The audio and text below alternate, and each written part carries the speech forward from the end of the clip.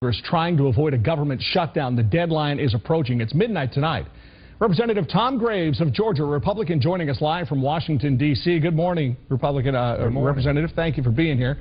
This issue has really divided lawmakers. It seems like a no-brainer. Got to take care of this issue or the government has a partial shutdown. From your perspective, why hasn't a budget been passed yet? Well, you know that it's clear. I mean, the Senate has yet to adopt it. We have passed on multiple times measures to the Senate that would fund our government for the rest of this year.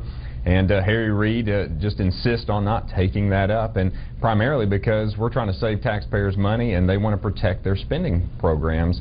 But, you know, I'll reflect back because I served last year for 6 months, and we were in the House minority at the time as Republicans, and the Democrats at that time did not pass a budget.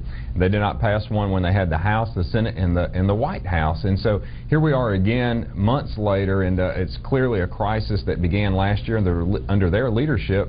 And all they have to do is pass one of the 3 items that we've sent them, and the government will stay open. It's not that difficult, so hopefully they'll reach that conclusion today. Representative Graves, Democrats say the hang-up is Republicans trying to demand limit to abortions, cut funding for public radio, strip power from the EPA. Listen to a real quick clip here of the man you mentioned, Senate Majority Leader Harry Reid.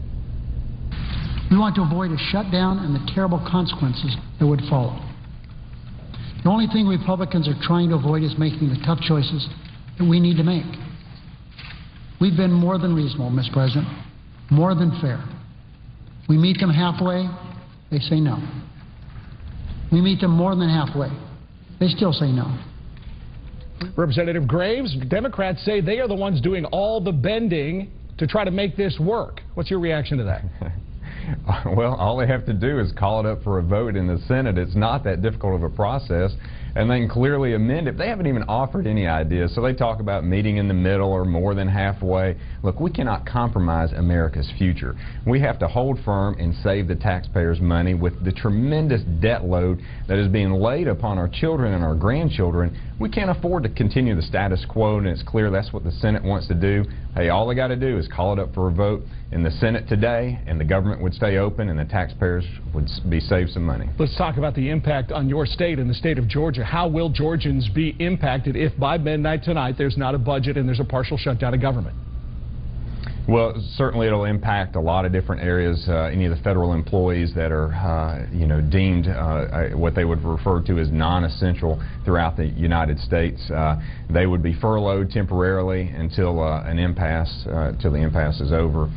So, I mean, it's clearly it would impact a lot of different families across the state of Georgia, across our country. But I'm going to tell you, the debt load that we have as a nation right now and the deficit spending in Washington is such a great burden, and we cannot continue down that path. So that's why you're seeing Republicans fight for saving the taxpayers' money, because we just can't continue the status quo. You know, for far too long, Washington just hasn't been forthright with the American people. And, right now, we're trying to shed the truth out there for everyone to let them see that we cannot continue down this reckless path that we've been on. Non-essential employees would lose their paychecks, essentially, if there is a partial government shutdown. There's a bill that passed the Senate that would stop pay to Congress if government shuts down. Hasn't gotten to the House yet. If it does get to the House, how do you think you would vote on that? Well, we've already voted on a measure just like that, and I actually was in support of that, and that was one of the items that we've passed over the Senate that would keep the government open, and in the event of a shutdown, Congress wouldn't be paid. But again, they didn't take it up. I mean, so I guess it's political patty cake that's being played in Washington, and there's no sense in that. Yesterday, we passed a measure that would fund the troops for the rest of the year and keep the government open. And again, the Democrats don't even want to vote on that, and President Obama came out and said he would even veto funding the troops.